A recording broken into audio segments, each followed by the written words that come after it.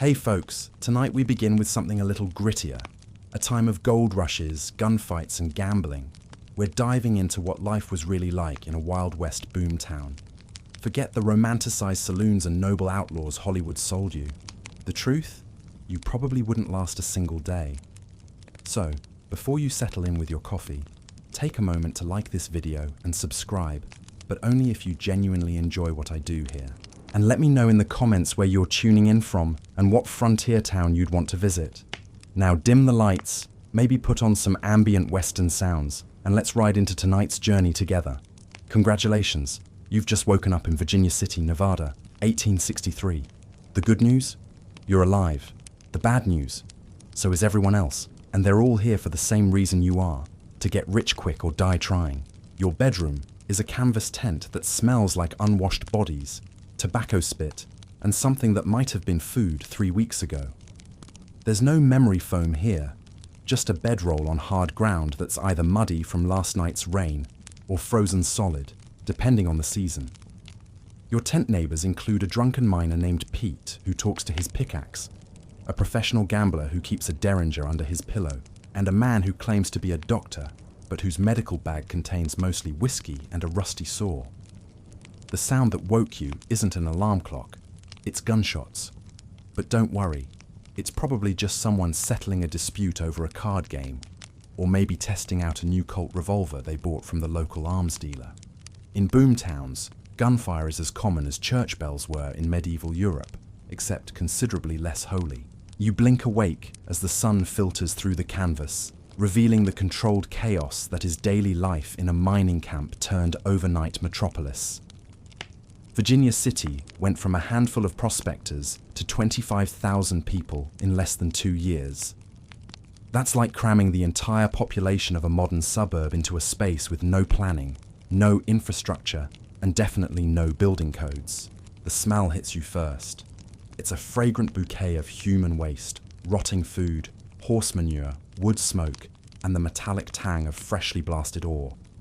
There's no sewage system, no garbage collection, and certainly no environmental protection agency. Welcome to frontier living, where the air quality makes a medieval city seem like a mountain resort. You stumble outside your tent and immediately understand why so many people died within their first week in boomtowns. The streets, if you can call them that, are either rivers of mud or clouds of dust, depending on whether it rained recently. There are no sidewalks, just wooden planks thrown haphazardly over the worst puddles. One wrong step and you're ankle deep in a mixture of mud, horse droppings, and whatever the saloon emptied out their back door last night. The town stretches out before you like a fever dream. Buildings are thrown up so quickly that walls don't always meet at right angles, and roofs leak more than they don't. Everything looks temporary because it is. Half the businesses will be gone within 6 months, either burned down in a fire, abandoned when the owner strikes it rich, or simply blown away in the next windstorm. And speaking of fires, that's how most boomtowns died. With everything built from hastily dried wood and heated by open flames, fires spread faster than gossip. Virginia City burned down 6 times between 1860 and 1875. 6 times. That means if you lived there for the full boom period, you'd have to rebuild your entire life every 2.5 years. But let's say you survive your first morning. You need to relieve yourself, and this is where boomtown life really shows its teeth. Here's the part where you start missing modern plumbing more than your mother's cooking. There are no toilets in boomtowns, at least not in the way you'd recognize them. The closest thing you'll find is an outhouse, and that's if you're lucky enough to be near one of the fancier establishments. Most people just find a convenient spot behind a building, near a creek, or honestly, wherever they happen to be when the urge strikes. Privacy is a luxury that boomtowns simply don't offer. You're doing your business in full view of anyone who happens to walk by, and believe me, in a town of 25,000 people crammed into a few square miles, someone is always walking by. The outhouse situation, when it exists, is nightmare fuel. Picture a wooden box built over a hole in the ground, shared by dozens of people daily. There's no toilet paper. You use whatever's handy. Newspaper if you're fortunate. Leaves if you're desperate. Or nothing at all if you're really out of luck. The smell is indescribable. a mixture of human waste and lime that would make a sewage worker weep. And here's the kicker. These facilities are breeding grounds for every disease imaginable. Cholera, dysentery, typhoid.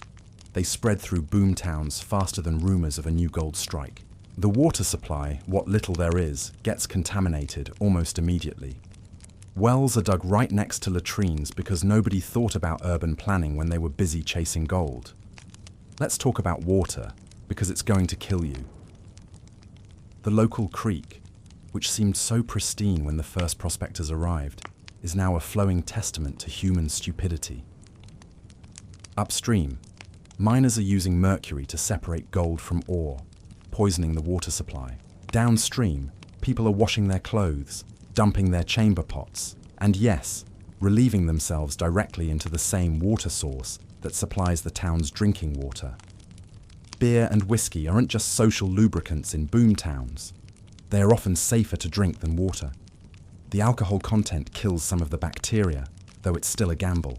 Many newcomers to boom towns spent their first weeks alternating between being drunk and being violently ill, until their digestive systems either adapted or they died.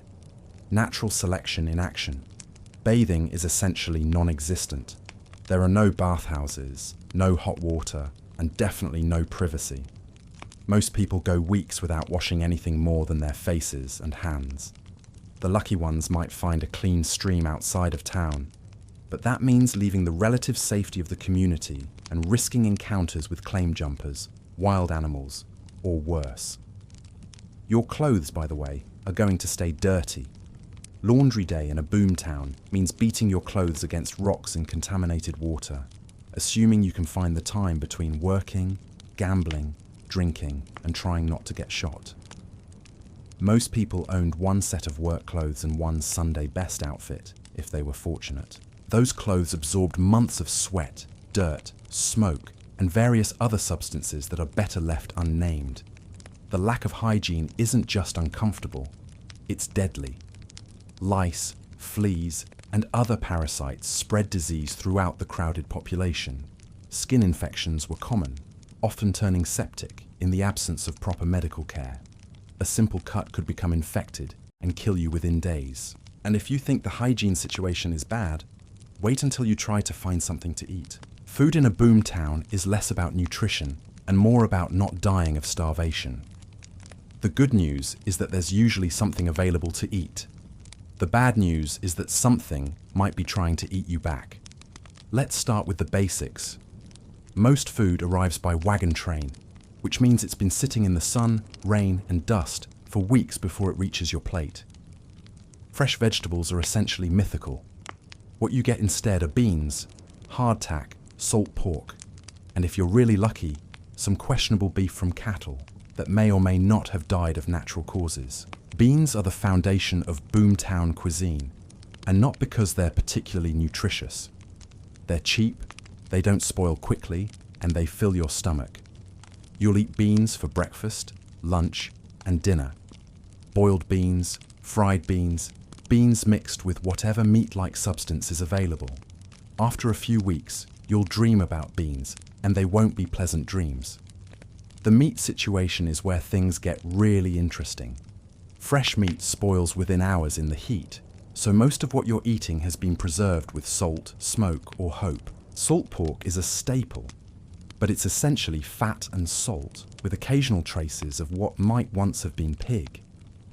It's so salty that eating it without massive quantities of water is a recipe for kidney problems, assuming the contaminated water doesn't kill you first. When fresh meat is available, you don't ask questions about its origin. Could be beef, could be horse, could be something the local hunter found already dead in the woods. The key is to cook it thoroughly and hope for the best. Food poisoning is so common in boomtowns that violent stomach illness is just considered part of the settling in process. Bread, when available, is a luxury item. Most boom towns don't have proper ovens, so bakers improvise with Dutch ovens and campfires. The result is often burnt on the outside and raw in the middle. Hardtack, a kind of rock-hard biscuit, is more common. It's designed to last forever, which it does, mainly because it's too hard to eat without soaking in coffee or water first.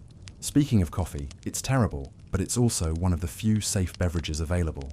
Coffee grounds are reused until they're basically flavored water, but the boiling process kills some of the bacteria that would otherwise make you violently ill. Many boomtown residents become caffeine addicts purely out of survival instinct. Alcohol is the other safe beverage option, though safe is relative. Whiskey, beer, and various homemade concoctions are available at every establishment, often at prices that would make modern bargoers weep. But when the alternative is drinking water that might contain cholera, paying premium prices for watered-down whiskey seems like a reasonable investment. The cooking facilities, such as they are, would horrify any modern health inspector. Open fires, shared pots, no refrigeration, and sanitation practices that basically don't exist. Most meals are prepared by whoever happens to be sober enough to work the fire, which isn't always a guarantee of edibility. Food prices are astronomical because everything has to be transported from hundreds of miles away. A single apple might cost the equivalent of $20 in today's money. Eggs, when available, are worth their weight in silver. Many prospectors survive on a diet that would qualify as malnutrition by any medical standard, but it's either that or starve. And if poor nutrition doesn't kill you, there's always your job to finish the task. Let's be clear about why everyone came to boomtowns: to get rich quick. The reality is that most people got dead quick instead. The work available in boomtowns ranged from dangerous to suicidal, with very little in between. If you're a miner, congratulations. You've chosen one of the most hazardous occupations in human history. You'll spend your days underground in poorly supported tunnels, breathing air thick with dust and chemical fumes, using primitive tools and explosives that may or may not function as intended. Cave-ins are a daily reality. The mine supports are often green timber that hasn't had time to properly cure, installed by men who learned engineering from trial and error, emphasis on the error. When supports fail, they fail catastrophically. You might have seconds to escape, or you might simply become part of the mine's permanent structure. Then there's the blasting. Dynamite is new technology in the boomtown era, which means nobody really knows how to use it safely. Miners light fuses and run, hoping they calculated the timing correctly. Premature explosions are common, as are misfires that leave unexploded charges in the mine face. Clearing these duds is essentially Russian roulette with industrial explosives. The air underground is toxic. Rock dust fills your lungs, leading to silicosis, a condition that slowly suffocates you from the inside. Mercury vapor from ore processing causes neurological damage, leading to the phrase "mad as a hatter," which originally described the effects of mercury poisoning on hat makers. Even if you avoid cave-ins, explosions, and chemical poisoning, there's still the daily grind of hard physical labor. Miners work 10 to 12 hours a day, swinging pickaxes and shoveling ore in cramped, poorly ventilated spaces. Heat stroke in summer, hypothermia in winter, and exhaustion year-round are occupational hazards. But mining isn't the only dangerous work available. Construction crews are constantly building new structures, using tools and techniques that would make modern safety inspectors faint. There are no hard hats, no safety ropes, no regulations about working at heights. Falls are common and usually fatal. Teamsters, the men who transport goods to and from boomtowns, face their own set of dangers. Mountain roads are barely more than animal trails, prone to washouts and rock slides. Wagons overturn regularly, crushing their drivers or leaving them stranded in wilderness areas where help might not arrive for days or weeks. Even the seemingly safer jobs carry risks. Bartenders and shopkeepers deal with armed, often drunk customers who settle disputes with gunfire. Cooks work over open flames in buildings made of kindling. Prostitutes face violence from customers and disease from working conditions that no modern health department would tolerate. The hours are brutal regardless of your profession. In boomtowns, businesses operate around the clock because miners work in shifts, and everyone wants to separate them from their gold as quickly as possible. 12-hour workdays are considered part-time, and there are no weekends or holidays. Workers' compensation doesn't exist. If you're injured on the job, you're on your own. Get hurt badly enough and you can't work, which means you can't eat, which means you die. It's that simple. Many boomtowns have small cemeteries filled with men who came west seeking fortune and found only early graves. The pay, when there is any, often comes in the form of gold dust or company scrip that can only be spent at company stores. These stores charge inflated prices for basic necessities, creating a system where workers remain perpetually in debt despite working in some of the richest mining areas in the world. And if the dangerous work doesn't get you, the human predators certainly will. Law and order in boomtowns is whatever the man with the biggest gun says it is. Traditional legal systems simply can't keep up with the explosive growth of mining communities, leaving a power vacuum that gets filled by whoever is willing to use violence most effectively. Let's start with the basic fact: there are no police. Towns spring up faster than territorial governments can establish law enforcement, so boomtowns operate under a system that can charitably be called improvised justice, and more accurately described as might makes right. Vigilante committees are common, but they're not the noble defenders of justice that movies portray.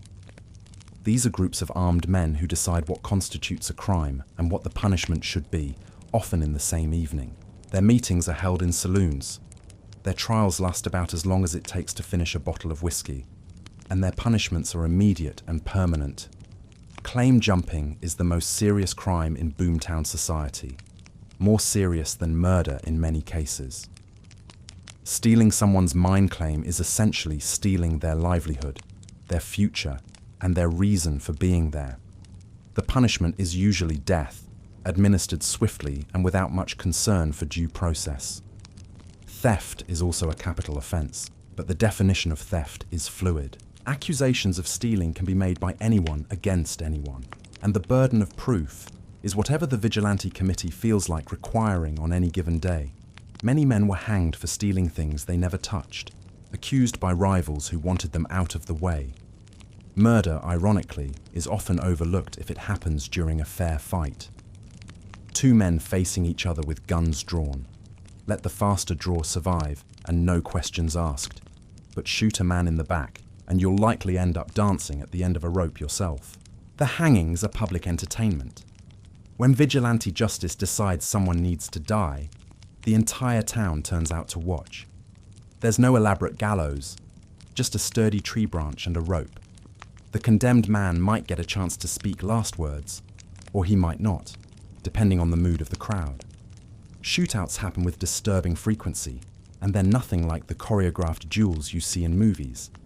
Real gunfights are sudden, messy, and usually over in seconds. Most participants are drunk, most guns are inaccurate, and most fights start over trivial disputes that escalate beyond all reason. Professional gamblers are both protected and targeted by boomtown society. They're protected because they provide entertainment and keep money flowing through the community. They're targeted because everyone knows they're cheating, but proving it requires evidence that's hard to gather when the gambler in question is armed and backed by other armed men. Prostitution is legal by default, not because boomtowns are progressive about sex work, but because there are no laws to make it illegal.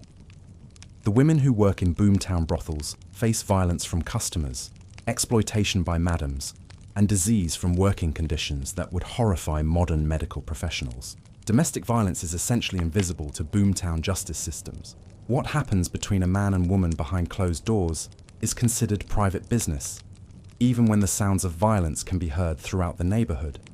Women have no legal recourse and nowhere to flee in communities hundreds of miles from the nearest civilization. Racial violence is common and usually goes unpunished.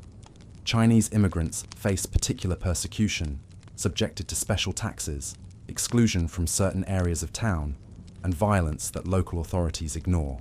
Native Americans are shot on sight in many boomtowns, considered hostile regardless of their actual intentions. The jail, when there is one, is usually a hastily constructed wooden building that serves more as a temporary holding cell than a secure detention facility. Most prisoners are either released the next morning if they were just drunk, or hanged the same evening if they were accused of serious crimes. Long-term incarceration is impractical in communities where everyone is transient. And when violence doesn't solve the problem, there's always disease, accident, and simple bad luck waiting to finish the job. Death is so common in boomtowns that it barely merits comment. The mortality rate in places like Virginia City, Deadwood, and Tombstone would make medieval plague towns look like health resorts. People die young, die suddenly, and die in ways that would be easily preventable with modern medicine. Disease is the biggest killer, though it gets less attention than the dramatic shootouts. Cholera sweeps through boomtowns regularly, killing dozens of people within days. The symptoms are horrific: violent diarrhea, dehydration, and death within hours of onset. There's no treatment except hope and prayer, and both are usually insufficient. Typhoid fever is another common killer, spread through contaminated water and food. Victims suffer high fevers, severe headaches, and intestinal bleeding. The disease can linger for weeks, slowly draining the victim's strength until they simply waste away. Pneumonia is particularly deadly in mining communities, where men breathe dust and chemical fumes all day, then sleep in poorly heated, poorly ventilated spaces at night. Your lungs fill with fluid, you struggle to breathe, and you drown slowly while still walking around. Accidents are the second leading cause of death. Mining accidents kill someone weekly in large boom towns, whether from cave-ins, explosions, falls down mine shafts, or equipment failures. The machinery used in mines is primitive and dangerous, operated by men who learned on the job and may not live long enough to master their trade. Fire kills both individuals and entire sections of town. Buildings burn fast and hot, fueled by dry wood and heated by open flames used for cooking, heating, and lighting. When fire breaks out, it spreads faster than people can react, trapping victims in buildings that become ovens.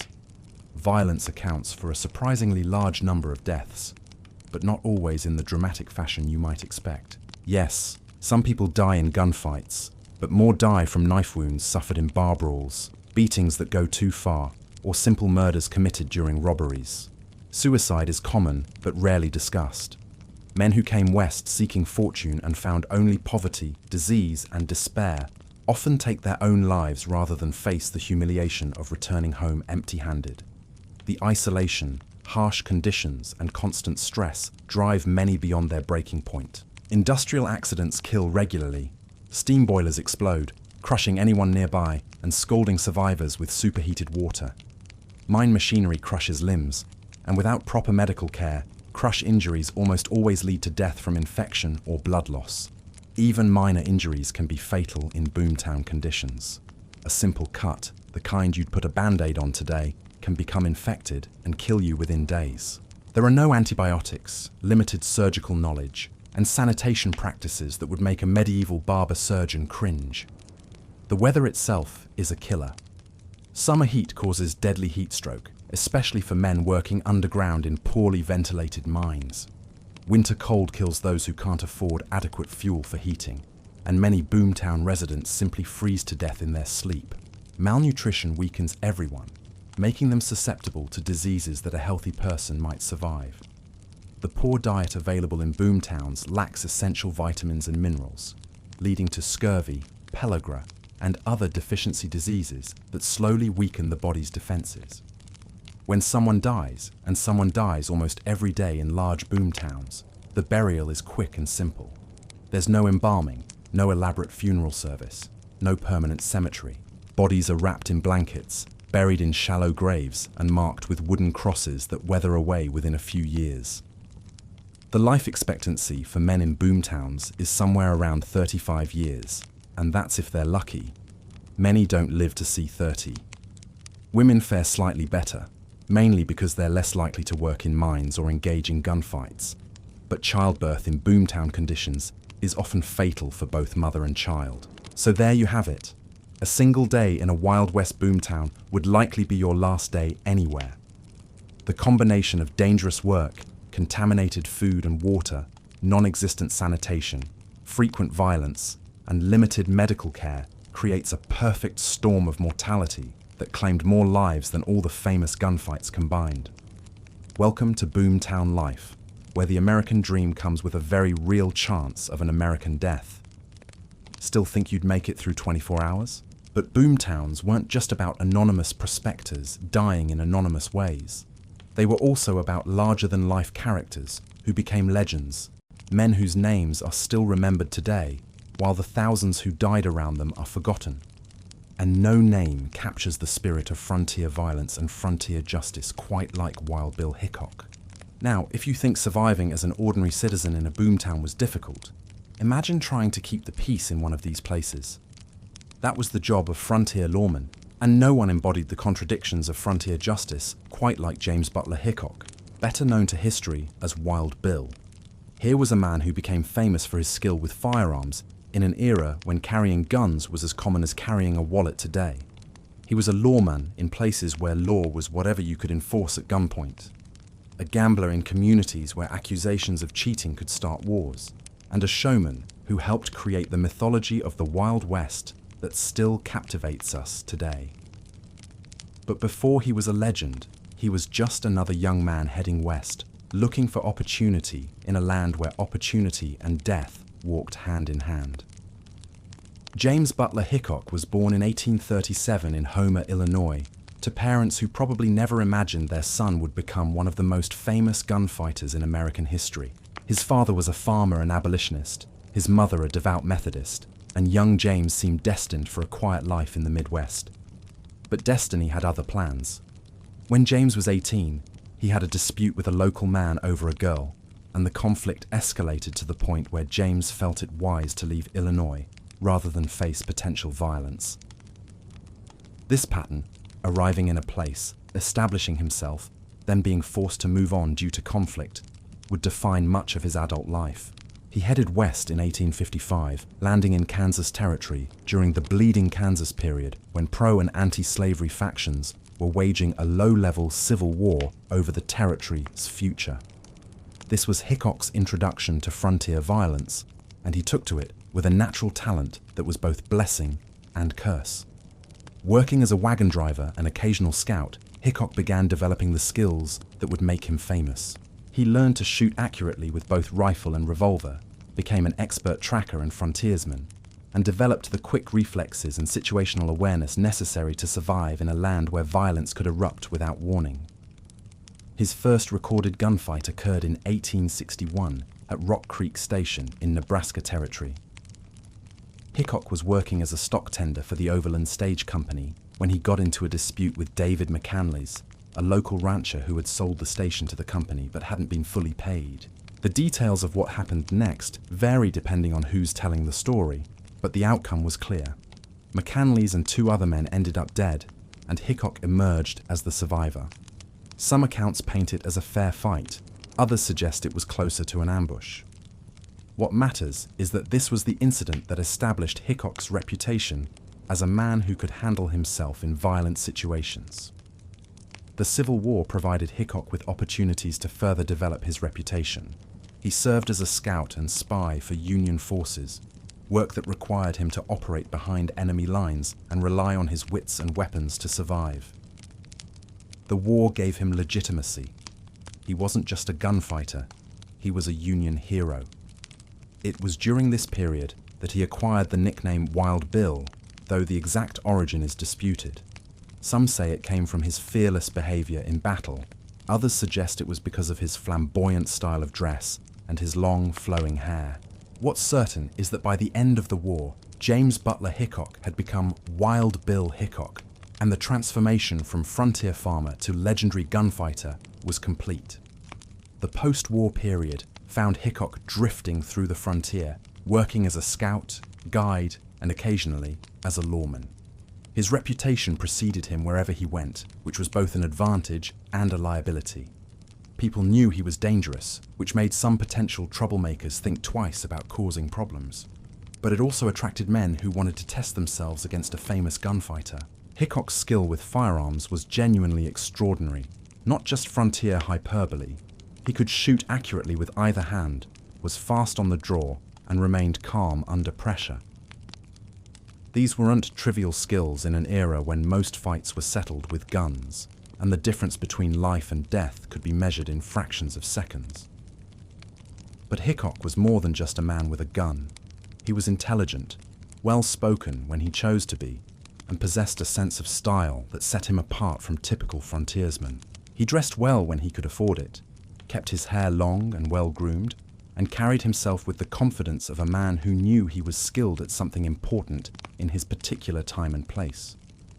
This combination of lethal skill and personal charisma made Hickok a natural choice for law enforcement in communities that needed someone who could establish order through force of arms and personality. And that's how he found himself in Abilene, Kansas, trying to impose law and order on one of the wildest cow towns in the American West. Between 1866 and 1876, Wild Bill Hickok was involved in numerous gunfights that established his reputation as one of the deadliest men on the frontier. But these weren't the choreographed duels of Western movies. They were sudden, brutal encounters where split-second decisions meant the difference between life and death. The most famous of these occurred in 1865 in Springfield, Missouri, in what became known as the first recorded quick-draw duel in the American West. Hickok faced off against Davis Tutt, a former friend turned enemy over gambling debts, and a woman they both fancied. The two men met in the town square at sunset, a scene that would be recreated in countless movies and novels. They stood about 75 yards apart, hands hovering near their guns, while townspeople watched from windows and doorways. When the moment came, both men drew simultaneously, but Hickok's shot struck Tutt in the chest, while Tutt's shot went wide. Tutt staggered, looked down at the blood spreading across his shirt and said, "Boys, I'm killed," before collapsing dead in the street. Hickok calmly holstered his weapon and walked away, later surrendering himself to authorities who charged him with manslaughter. He was acquitted on grounds of self-defense, establishing a legal precedent that would be used to justify countless other frontier killings. This gunfight made Hickok famous throughout the West, but it also painted a target on his back. In frontier culture, killing a man in a fair fight enhanced your reputation, but it also meant that other men would seek you out to test their own skills. Hickok spent the rest of his life dealing with wannabe gunfighters who wanted to be known as the man who killed Wild Bill. His next major gunfight occurred in 1869 in Hays City, Kansas, where he was serving as acting sheriff. Two soldiers from nearby Fort Hays got drunk and decided to tree the town, firing their weapons randomly and threatening citizens. When Hickok confronted them, one of the soldiers, Sam Strawhun, drew his gun. Hickok's response was swift and final. His shot killed Strawhun instantly, and the second soldier decided discretion was the better part of valor. This incident established Hickok's credentials as a lawman who would back up his authority with deadly force when necessary. But Hickok's most controversial gunfight happened later that same year, also in Hays City. He got into an argument with several men in a saloon, including a man named Bill Mulvey. The argument escalated, and when Mulvey and his friends advanced on Hickok, the lawman drew and fired. Mulvey died instantly, shot through the heart, but Hickok didn't stop there. He turned and fired again, killing another man who may or may not have been involved in the original dispute. This second killing was more questionable, and it contributed to growing criticism of Hickok's methods. The problem with being a famous gunfighter is that your reputation becomes both your protection and your burden. Men feared Hickok, which helped him maintain order, but that same fear created resentment. People began to see him not as a protector of law and order, but as a killer who used his badge to justify his actions. This became a real problem in 1871, when Hickok took the job of marshal in Abilene, Kansas, one of the most notorious cow towns in the West. Abilene was where Texas cattlemen brought their herds to ship east on the railroad, and it was where cowboys came to spend their money after months on the trail. The job paid well, $150 a month, plus a percentage of fines collected. But it came with significant risks. Cowboys were armed, often drunk, and inclined to settle disputes with violence.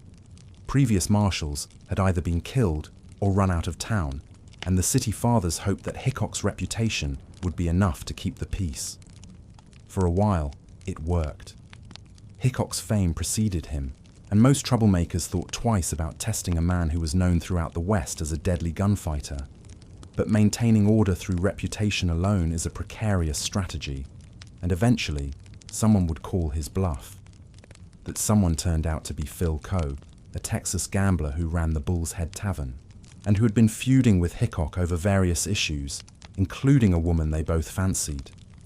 On October 5th, 1871, Coe was drinking with friends when he fired a shot into the air, violating city ordinances against discharging firearms within town limits.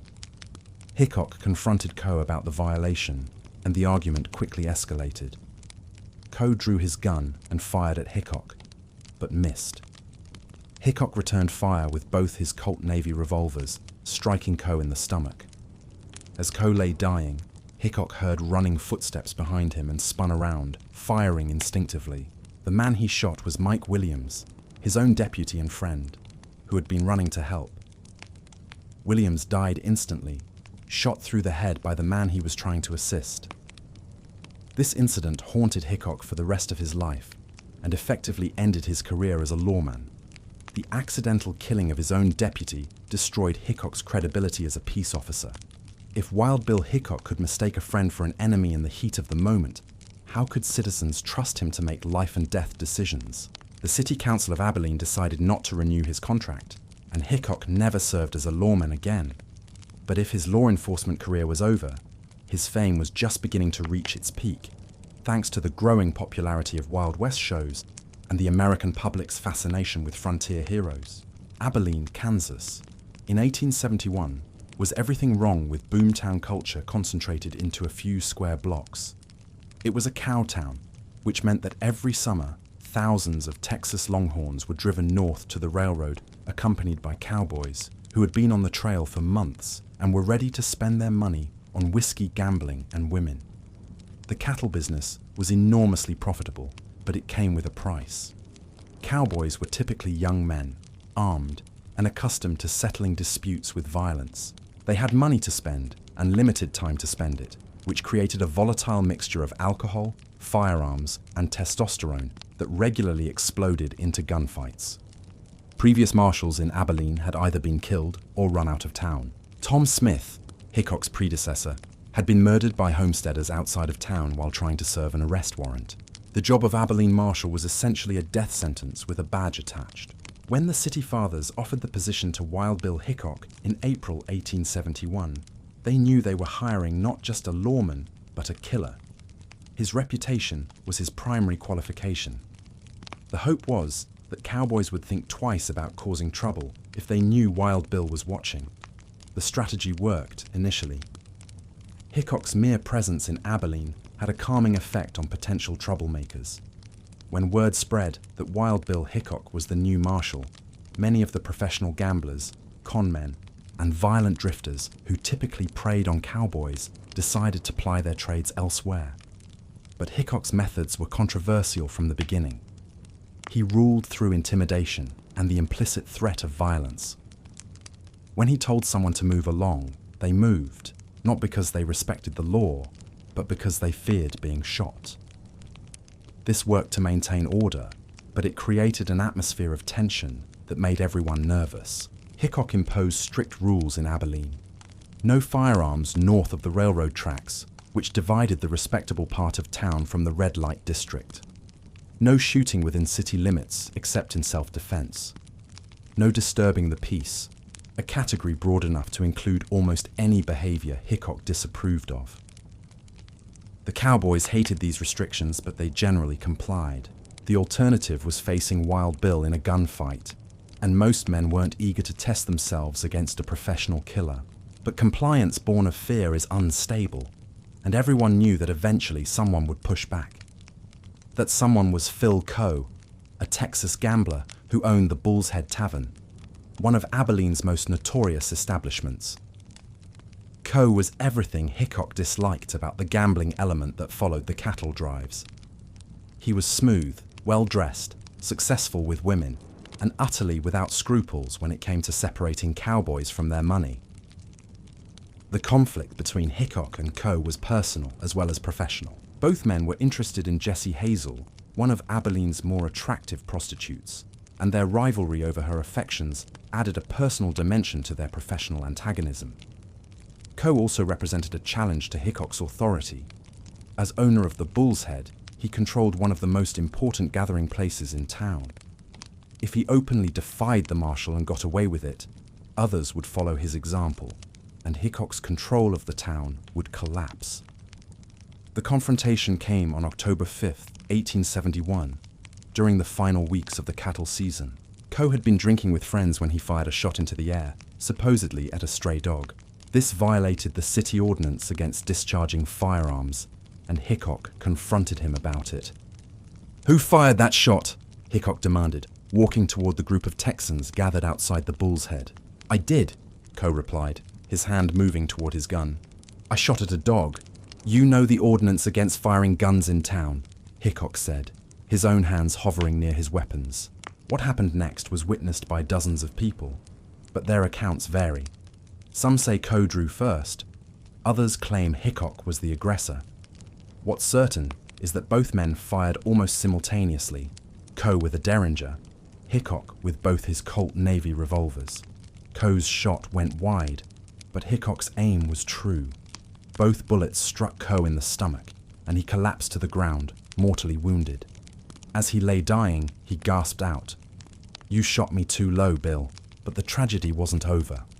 As Hickok stood over Coe's body, he heard running footsteps behind him. In the darkness and confusion, he spun around and fired instinctively at the approaching figure. The man he shot was Mike Williams, his own deputy and friend, who had been running to assist his boss. Williams died instantly, shot through the head.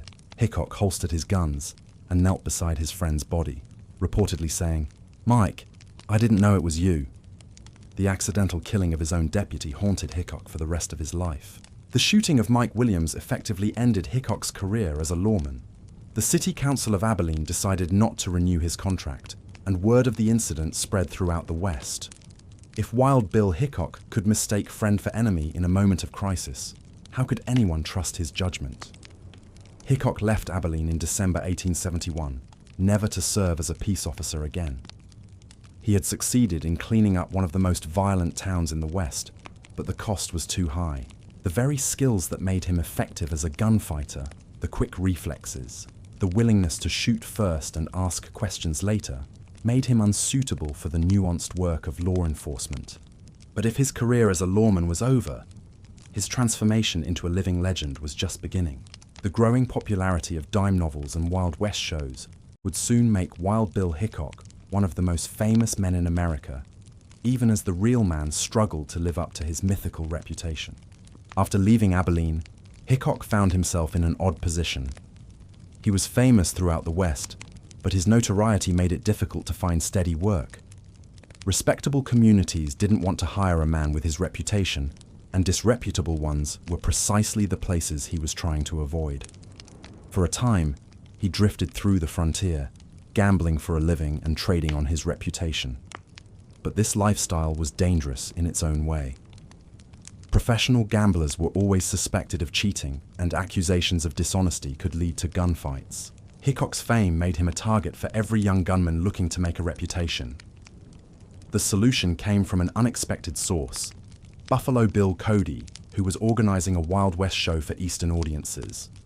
Cody offered Hickok a job playing himself in theatrical reenactments of frontier life. It seemed like easy money. Travel east, perform scripted gunfights, and let audiences see a real frontier hero. But Hickok was uncomfortable with show business. He was a genuine frontier figure trying to play a theatrical version of himself, and the artificiality of it bothered him.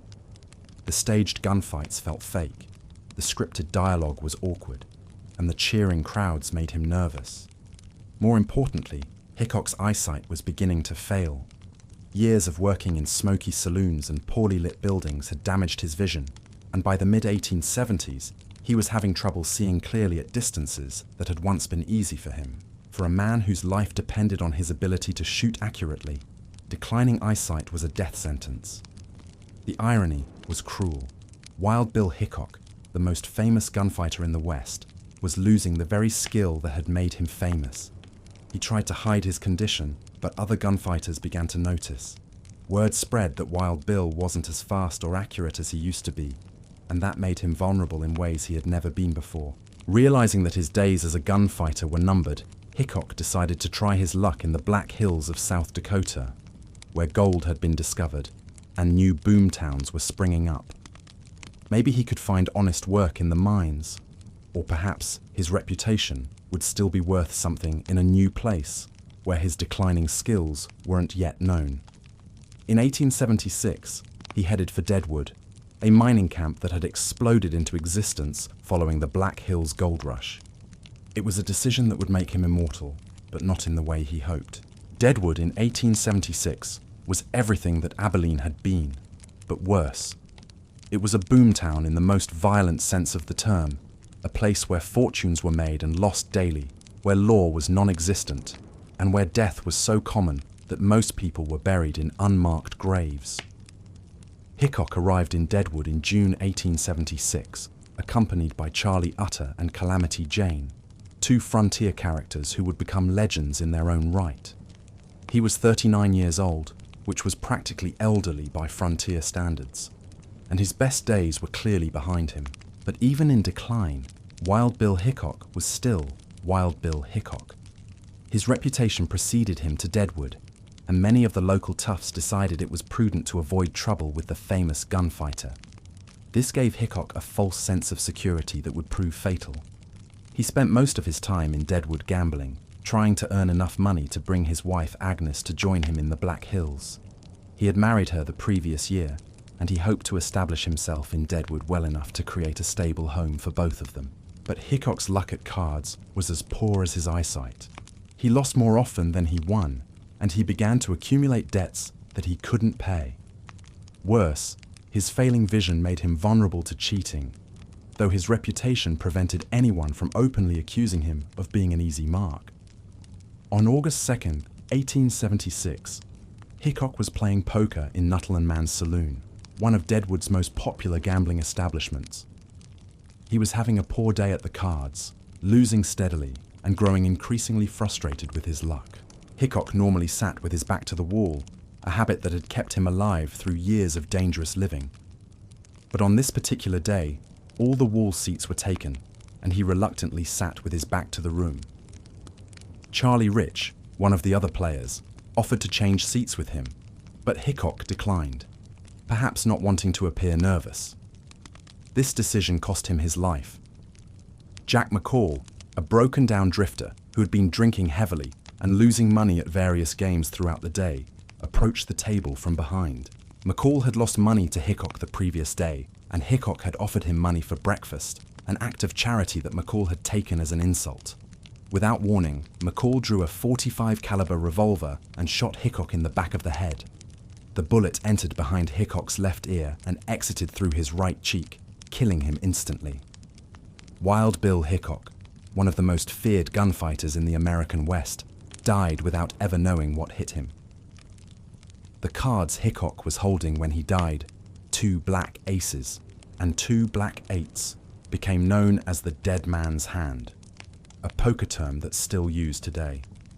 His death shocked the frontier community and marked the end of an era when individual gunfighters could achieve legendary status.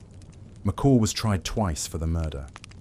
The first trial, held in Deadwood under frontier justice, resulted in an acquittal when McCall claimed he was avenging his brother's death. A lie, as it turned out. But when he bragged about the killing in other towns, he was arrested again and tried in federal court, where he was convicted and hanged. Wild Bill Hickok was buried in Deadwood's Mount Moriah Cemetery, where his grave became a tourist attraction even in the 19th century. His tombstone reads simply, Wild Bill, J.B. Hickok, killed by the assassin Jack McCall, Deadwood, Black Hills, August 2nd, 1876. Pard, we will meet again in the happy hunting ground, to part no more. Goodbye, Colorado Charlie. C.H. Utter. The death of Wild Bill Hickok marked the end of the classic gunfighter era. The frontier was becoming more civilized, law enforcement was becoming more professional, and there was less room for men who settled disputes with firearms. But Hickok's legend lived on, growing larger with each retelling until the man became myth. But Hickok's story, dramatic as it was just one thread in the larger tapestry of the American frontier experience.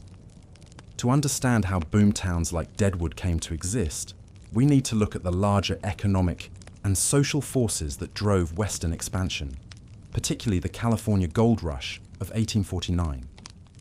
The Wild West that produced men like Wild Bill Hickok didn't appear overnight. It was the product of specific historical forces that drew millions of Americans westward in search of opportunity, adventure, and most importantly, gold. And no single event did more to create the Wild West than the California Gold Rush of 1849. Before 1848, California was a sleepy Mexican territory with a population of about 14,000 non-native residents. By 1855, it had become a state with over 300,000 people, dozens of boomtowns, and an economy that would reshape the entire nation. This transformation happened in less than a decade, and it created the template for every boomtown that followed. The story of the Gold Rush is really the story of the American frontier in microcosm. The dreams, the desperation, the incredible wealth, and the devastating poverty that defined Western expansion. It all started with something as mundane as a construction project. On January 24, 1848, James W. Marshall was overseeing the construction of a sawmill for John Sutter on the American River near Coloma, California. The mill was being built to provide lumber for Sutter's agricultural empire, but Marshall noticed something glinting in the mill's tail race. At first, Marshall wasn't sure what he had found. The flakes were yellow and heavy, but fool's gold was common in California streams. He performed a few simple tests, biting the metal, hammering it flat, boiling it in lye, and concluded that he had found genuine gold. Marshall took his discovery to John Sutter, who owned the land where the mill was being built. Sutter was less enthusiastic than Marshall expected. As a businessman, Sutter understood that a gold discovery would destroy his carefully planned agricultural operations.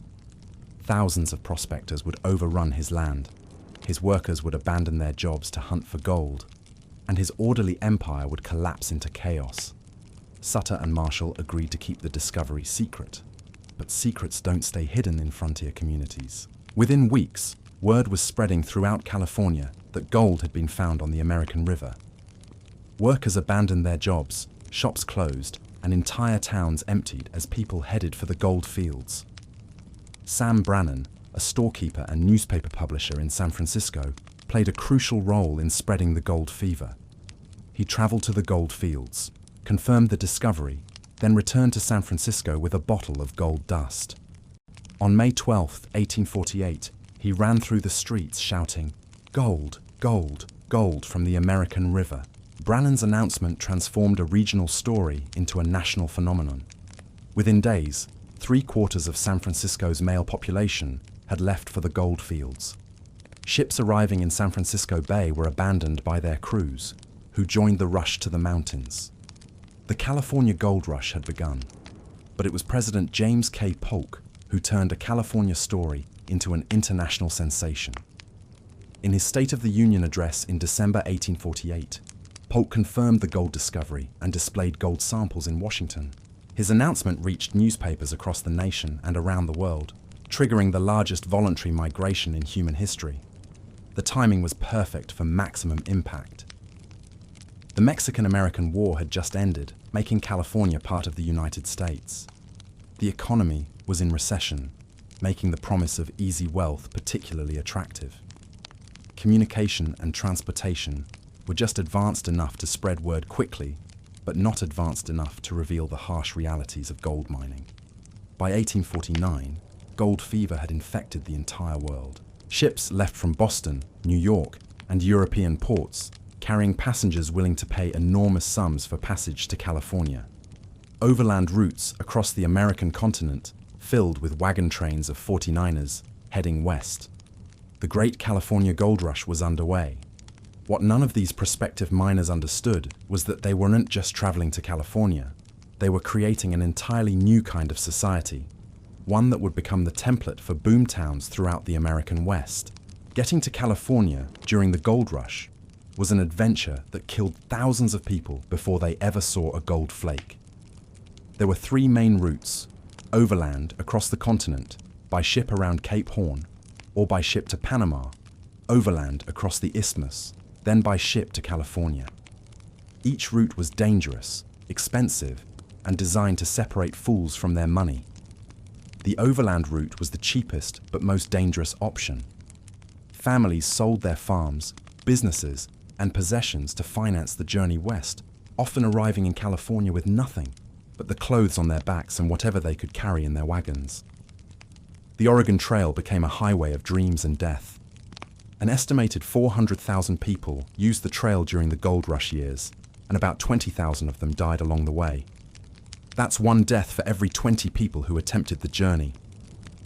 Odds that would shut down any modern transportation system instantly. Death came in many forms on the Oregon Trail. Cholera was the biggest killer, spreading through wagon trains like wildfire and killing victims within hours of onset. Accidents were common. People were crushed by wagon wheels, trampled by livestock, or shot accidentally by inexperienced gun handlers. River crossings claimed hundreds of lives as wagons overturned in swift currents, or people drowned attempting to swim across. The trail was littered with abandoned possessions as travelers realized they had brought too much weight for their animals to carry. Piano legs, furniture, books, and tools were scattered across hundreds of miles of prairie, creating a bizarre archaeological record of misplaced optimism. Native American attacks, while less common than Hollywood suggests, did occur. Tensions were high as thousands of travelers passed through tribal lands, competing for scarce water and grass. Most encounters were peaceful trading sessions, but violence erupted often enough to keep everyone nervous. The sea routes were no safer. Ships traveling around Cape Horn faced storms that could last for weeks, scurvy that killed passengers slowly, and overcrowding that made disease transmission inevitable. The journey took 4 to 6 months, assuming the ship didn't sink or get blown off course. The Panama route was faster, but more dangerous. Travelers sailed to Panama, crossed the isthmus on foot or by mule, then caught another ship to California. The overland portion of this journey was a nightmare of tropical disease, bandit attacks, and infrastructure so primitive that travelers sometimes died waiting for transportation. Yellow fever, malaria, and cholera were endemic in Panama. Travelers who survived the diseases often fell victim to bandits who knew that California-bound passengers carried gold and valuables. The lucky ones were robbed and left alive. The unlucky ones were murdered and left to rot in the jungle. Even those who survived the journey to California often arrived broke, sick, and completely unprepared for what they would find. The California they expected, a land of easy gold and instant wealth, existed mainly in their imaginations. The reality of gold mining was nothing like the fantasy that drew hundreds of thousands of people to California. Mining was backbreaking work performed under brutal conditions for minimal pay, and the vast majority of miners went home poorer than when they arrived. The first miners had it relatively easy. Surface gold could be found by panning in streams, and some early arrivals made fortunes literally picking nuggets off the ground. But this phase lasted only a few months. By 1850, easy gold was gone, and mining required increasingly sophisticated and expensive equipment. Placer mining, the process of washing gold-bearing gravel in pans or rockers, was the most common method. Miners spent 12 to 16 hours a day standing knee-deep in ice-cold mountain streams, bent over their equipment, searching for tiny flakes of gold. The work was monotonous, exhausting, and often unprofitable. The tools were simple, but the technique was crucial. A miner would fill his pan with gravel from the stream bed, add water, and swirl the mixture to wash away lighter materials while heavier gold settled to the bottom. An experienced miner could process about 50 pans per day and might find enough gold to buy dinner if he was lucky. But for every miner who found enough gold to survive, 10 more found nothing. Gold distribution was random and unpredictable. A claim that produced nothing for weeks might suddenly yield a fortune, or vice versa. This uncertainty drove miners to extremes of hope and despair that would have impressed modern gambling addicts. Living conditions in mining camps made boom towns look luxurious. Miners lived in tents, lean-tos, or holes dug into hillsides. Privacy didn't exist, sanitation was non-existent, and food was whatever could be transported from the nearest town and preserved without refrigeration. A typical day's meals for a miner consisted of beans, hardtack, and coffee if he was fortunate. Fresh vegetables and meat were rare and expensive. Scurvy was common, as was malnutrition. Many miners were too exhausted from working their claims to cook proper meals, living instead on whatever they could eat without preparation. The social structure of mining camps was unlike anything in American experience. Men from all social classes worked side by side in the goldfields. Former lawyers, doctors, farmers, and laborers, all wielding picks and shovels. Education and social status meant nothing. Only luck and persistence mattered. Violence was common, and law enforcement was non-existent. Disputes over claims were settled by force, and theft was punished by vigilante justice. Lynchings were so common that many camps had permanent gallows. The famous California mining camp of Grass Valley averaged 1 lynching per week during its peak years. Women were almost entirely absent from early mining camps, which created its own set of problems. Men who had been away from female company for months or years became desperate for any kind of feminine presence. When women did appear in mining camps, they were usually prostitutes, and they could charge astronomical prices for their services. The few respectable women who came to the goldfields found themselves in strange positions. They were treated with exaggerated respect and protection, but they also faced constant pressure from lonely miners seeking female companionship. Some women made fortunes by cooking, washing clothes, or running boarding houses, earning more from domestic services than most miners made from gold. Gambling was endemic in mining camps. Men who had risked everything to come to California and who lived daily with the uncertainty of their claims were natural gamblers. Card games ran continuously in every camp, and fortunes changed hands nightly. Many miners who struck it rich lost everything the same evening in poker games. Alcohol consumption was staggering even by frontier standards. Whiskey was often safer to drink than water, and it provided temporary escape from the harsh realities of mining life. Entire camps would go on drinking binges that lasted for days, usually ending in violence or accidents. The environmental destruction caused by gold mining was unprecedented in American history. Entire mountains were washed away by hydraulic mining, rivers were diverted or polluted with mercury, and forests were clear-cut to provide timber for mining operations. The scars from gold rush mining are still visible in California today. The great irony of the California gold rush is that almost everyone involved lost money except the people selling supplies to miners, while newspaper headlines told stories of men becoming millionaires overnight. The reality was that most miners spent more money getting to California and staying alive than they ever earned from gold. The numbers tell the story. An estimated $2 billion worth of gold was extracted from California during the gold rush years, but the cost of extracting it was probably closer to $3 billion when you factor in transportation, equipment, and living expenses. As a group, the 49ers were spectacularly unsuccessful investors.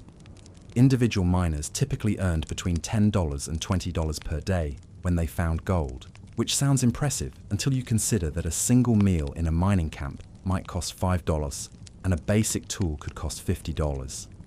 Most miners went home poorer than when they arrived, assuming they went home at all. The real winners were the merchants, transporters, and suppliers who sold goods to miners. Sam Brannan, the man who helped start the gold rush by shouting about gold in San Francisco streets, became one of California's first millionaires not by mining, but by selling supplies to miners. Levi Strauss made his fortune selling sturdy work pants to miners, creating a product that would eventually become more famous than the gold rush itself. John Studebaker started his wagon-building empire by selling wheelbarrows to miners. Countless other entrepreneurs built lasting businesses by providing goods and services to people chasing gold. The markup on goods sold to miners was astronomical. A pick that cost $1 to manufacture might sell for $25 in the goldfields. Apples sold for $1 each, eggs for $1 apiece, and a single potato might cost $2. These weren't just inflated prices. They reflected the real costs of transporting goods to remote mining camps using primitive transportation methods. But the economic impact of the gold rush extended far beyond California. The gold extracted from California mines helped finance the Union cause during the Civil War, funded railroad construction across the continent, and contributed to economic growth throughout the nation. California's admission to the Union as a free state upset the delicate balance between slave and free states, contributing to tensions that would eventually lead to civil war. The gold rush didn't just change California, it helped reshape the entire nation. By 1855, the California gold rush was effectively over. Surface gold had been exhausted, and remaining deposits required industrial mining techniques that were beyond the reach of individual prospectors. The romantic era of the lone miner with his pan and pickaxe was finished. Many 49ers returned home, often poorer than when they left, but rich in stories that would grow more colorful with each telling. Others stayed in California, becoming farmers, businessmen, or laborers in the state's growing economy. California's population, swollen by gold rush immigration, continued to grow and prosper even after the easy gold was gone. The infrastructure built to support the gold rush, roads, ports, communications systems, became the foundation for California's development as a major economic power. San Francisco evolved from a small port town to a major city, and California's agricultural potential began to be realized as former miners turned to farming. But perhaps the most important legacy of the California gold rush was the template it created for every subsequent boomtown in the American West. The patterns established in California, rapid growth, lawlessness, environmental destruction, boom and bust cycles, would be repeated hundreds of times across the frontier. The gold rush also established the mythology of the American West. Stories of sudden wealth, adventure, and frontier justice captured the American imagination and created a cultural narrative that persists today. The reality of life in mining camps was harsh and often tragic, but the myth of unlimited opportunity in the West became part of American identity. Every subsequent gold strike, from Colorado to Alaska, followed the California model. Thousands of people would rush to new goldfields, boom towns would spring up overnight, and the cycle of hope and disappointment would repeat itself. The California gold rush was the first and largest of these events, but it wouldn't be the last. The environmental damage caused by gold rush mining was enormous and largely permanent. Entire ecosystems were destroyed, rivers were polluted with mercury and sediment, and mountains were literally washed away. California is still dealing with environmental problems created by 19th century mining techniques. But perhaps most importantly, the gold rush marked the beginning of the end for Native American societies in California. The massive influx of miners and settlers overwhelmed indigenous populations, leading to conflicts, disease outbreaks, and cultural destruction that amounted to genocide. The California gold rush was both the greatest success story and the greatest tragedy of American westward expansion. It created enormous wealth for some while destroying the lives of countless others. It built the foundation for California's modern economy while causing environmental damage that persists today. It embodied both the best and worst aspects of the American character, the optimism and determination that built a nation, and the greed and carelessness that often accompanied rapid expansion. So here we are, over 2 hours into our journey through the American frontier. And what have we learned? That boom towns were death traps, that legendary gunfighters were often tragic figures, and that gold rushes made everyone poor except the people selling shovels. But there's something else here, something that explains why these stories still captivate us today. The American frontier, for all its brutality and disappointment, represented something that human beings seem to need: the possibility of transformation. Every person who climbed aboard a wagon train, stepped onto a ship bound for California, or walked into a boomtown saloon was making the same fundamental bet that they could reinvent themselves, that their past didn't have to determine their future, that with enough courage and luck, they could become someone new. Most of them were wrong, of course. Most died poor, anonymous, and far from home. But some succeeded, and their success stories became the foundation of American mythology. The idea that anyone could make it, that birth and social class didn't matter, that the frontier offered unlimited opportunity, These beliefs shaped American culture in ways that persist today. Wild Bill Hickok was born James Butler Hickok, a farmer's son from Illinois. The California gold rush turned Mexican territory into American states and Mexican ranchers into American citizens. Boomtowns transformed wilderness into civilization, however briefly and violently. The frontier was a place where transformation was possible, but it was also a place where transformation was dangerous. For every success story, there were hundreds of tragedies. For every Wild Bill Hickok, there were thousands of anonymous graves in frontier cemeteries. Today, when you hear politicians talk about American exceptionalism or entrepreneurs pitch get-rich-quick schemes, you're hearing echoes of frontier mythology. The belief that anyone can strike it rich, that hard work and determination guarantee success, that America is a land of unlimited opportunity. These ideas were forged in places like Virginia City, Abilene, and the California goldfields.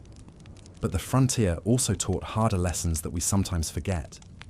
It showed that individual success often comes at enormous social cost, that rapid change creates winners and losers, and that mythologies can be more powerful than realities in shaping how societies see themselves.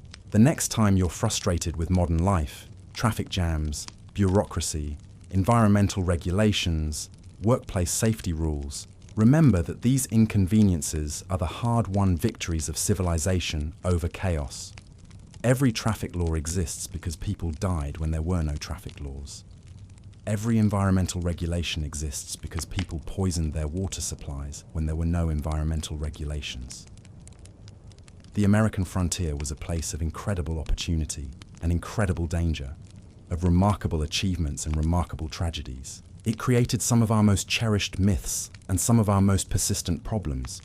It embodied both the best and worst of human nature, often in the same person, on the same day, in the same place. So tonight, when you lock your door, brush your teeth with clean water, and sleep in a bed with actual springs, maybe take a moment to appreciate the long chain of human progress that makes your life possible. Every modern convenience exists because people like Wild Bill Hickok and the 49ers and the countless anonymous residents of boomtowns fought, suffered, and died to push the boundaries of what was possible. They didn't always succeed, and they didn't always choose the right battles, but they kept pushing forward.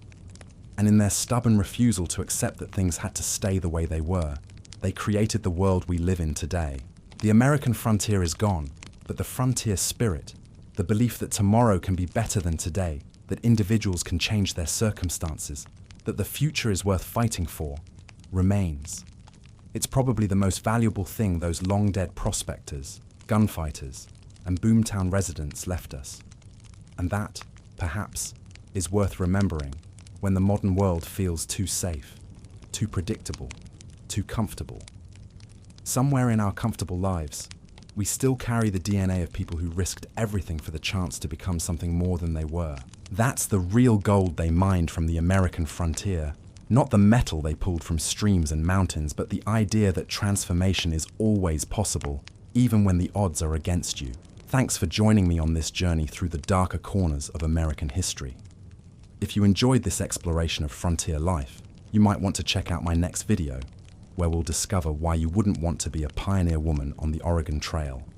Until then, stay curious, stay grateful, and remember, the past is never as simple as the stories we tell about it.